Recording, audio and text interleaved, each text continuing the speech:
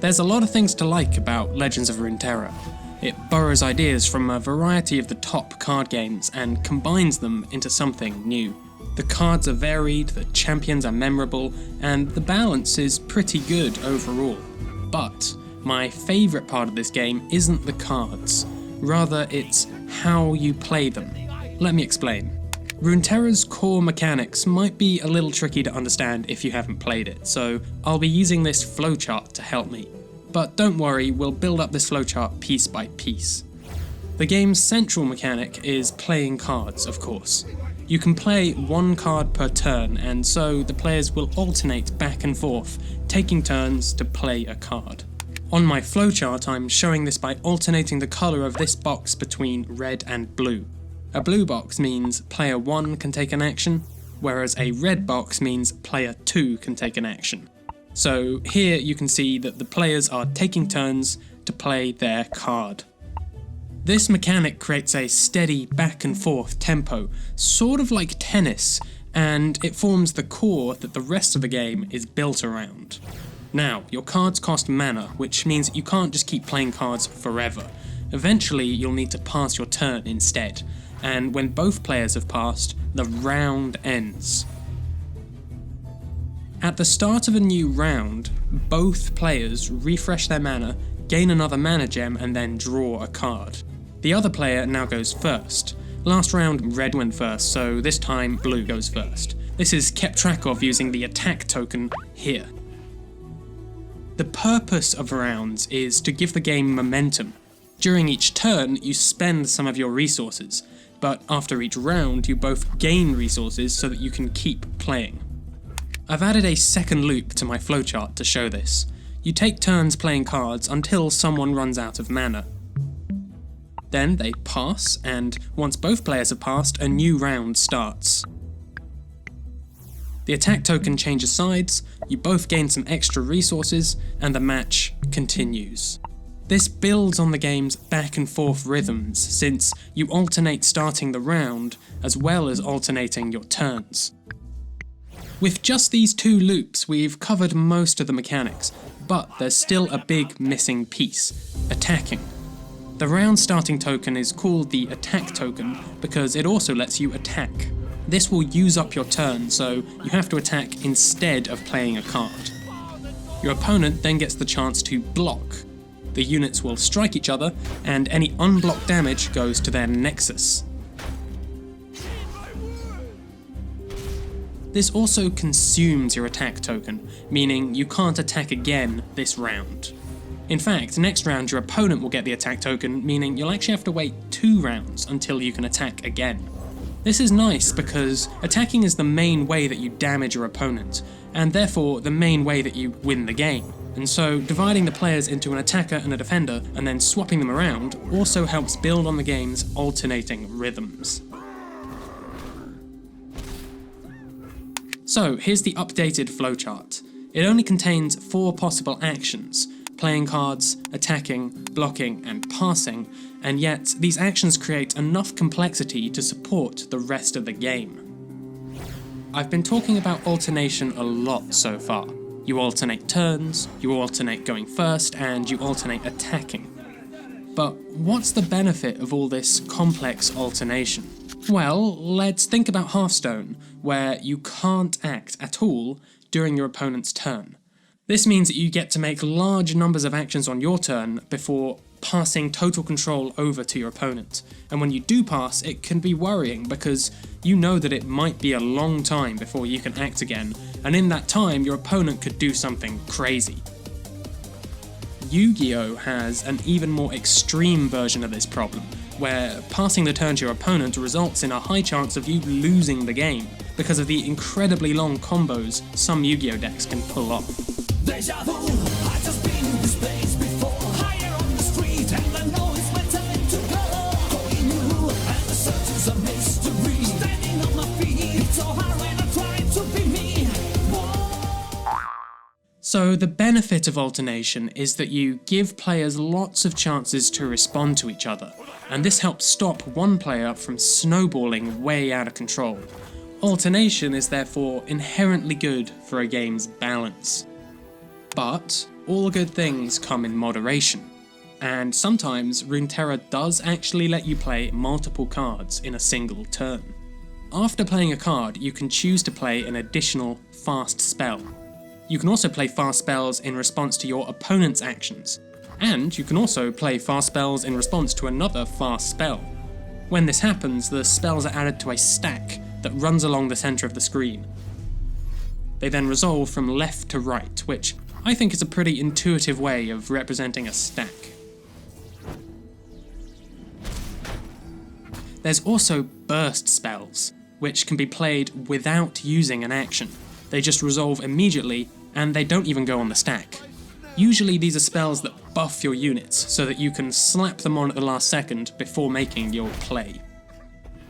So, fast and burst spells let you play multi-card combos, but only using a limited set of cards that are specifically balanced for it. If a spell is particularly powerful, it'll be a slow spell instead. I've marked all the places that you can play fast and burst spells with these lightning icons. Note that you can play them in response to an attack or a block as well. And that's the final flowchart. With this, we can keep track of which player has the right to play a card at any given point in time. Now this chart might seem kind of complicated, and in fairness, it is, but card games are always pretty complicated. If we compare it to Magic the Gathering, for example, it's vastly simpler than their timing and priority rules. Look at how many sub-clauses there are here. I wouldn't be able to make a flowchart out of this. I can make a flowchart for Hearthstone though, and it looks something like this. The active player can play any number of cards if they have the resources, and make any number of single attacks in an order of their choosing before passing control to the other player. It's a very simple system with a very simple chart, but as we saw earlier, this comes at the cost of being able to respond to your opponent's actions. You're at their mercy until their turn is completely finished, and that might take some time. So, for a game where you can directly respond to your opponent's plays, Runeterra is actually pretty simple. And despite being simple, there's still a lot of subtle tactics involved in choosing which action you should take. For example, you normally want to attack when you have more units, or stronger units, than your opponent. So it's often a good idea to play your units before attacking.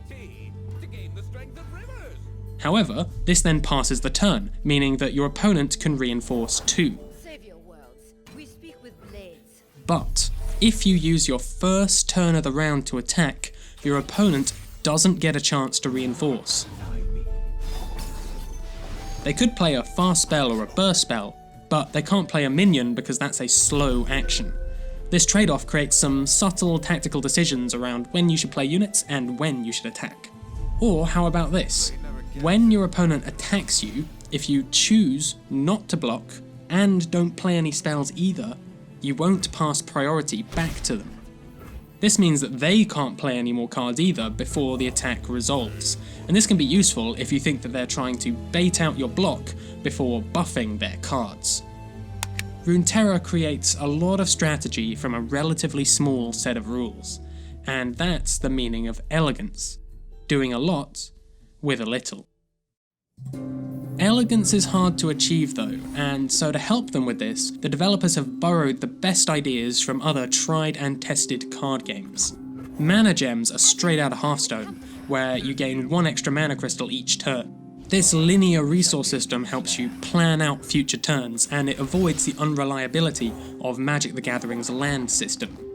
On the other hand, fast spells are lifted straight out of Magic, where they take the role of instants. These let you immediately respond to your opponent's plays, alleviating the helplessness you can sometimes feel in Hearthstone. Having said that, burst spells work just like Hearthstone. You can play them without passing control over, letting you set up for a strong combat or save your units from danger. And the idea of playing just 1 slow card per turn comes from Gwent. Gwent also has the idea of rounds, where a new round starts after both players have passed. There's also some more subtle ways that Runeterra has been influenced by other games. There's only enough space for 6 units on each side of the battlefield, like in Yu-Gi-Oh! Or in Hearthstone. This avoids the problem that you sometimes get in Magic, where a player summons so many Thopters that you need dice to keep track of it all. Your decks can also use cards from 2 different regions, which is a nod to Magic's colour system. In Hearthstone there's 9 classes and they can't be combined, which means that the card pool is spread thinly between them. But by letting you mix 2 regions, your Runeterra decks can be more varied, and you can also support the weaker regions with the stronger ones. And I'd be remiss if I didn't mention the new ideas that Runeterra brings to the table. Spell mana is a good example. At the end of each round, any unspent mana gets put in your spell reserve, up to a maximum of 3. This then lets you play a bigger card on the next turn, provided it's a spell, of course. In Hearthstone, there's a mechanic called Overload. This lets you play something cheaper on your current turn, provided you pay something extra on the next turn. Most people hate this mechanic, because it's very difficult to know what your opponent will play on the next turn, and being overloaded might just take away your best responses. So the clever thing about spell reserve mana is that you're spending unused mana from the previous turn, rather than a future turn.